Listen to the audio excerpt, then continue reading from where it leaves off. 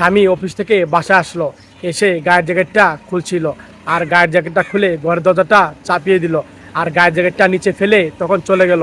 বউ অবাক চোখে তাকিয়ে রইল। স্বামী স্ত্রী অভিমান করেছে, কথা বলে না।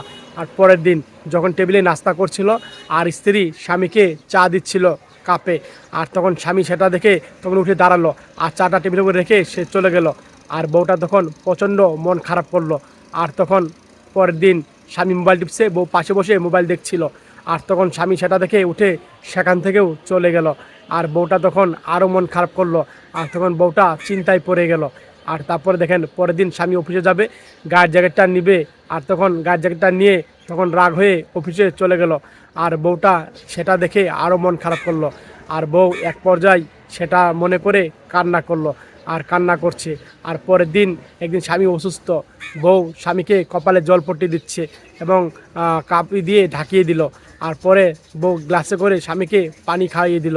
আর তখন পানি খাইয়ে দিল, আর স্বামী আস্তে আস্তে করে মোটামুটি সুস্থ হয়ে গেল। আর পরের দিন দেখেন স্বামী অফিস থেকে আসলো, এসে তখন বউর জন্য একটা সারপ্রাইজ নিয়ে আসছে, ফুল নিয়ে আসলো। আর তখন বউ দেখে মহা খুশি হয়ে গেল, আর তাদের রাগ অভিমান ভেঙে গেল।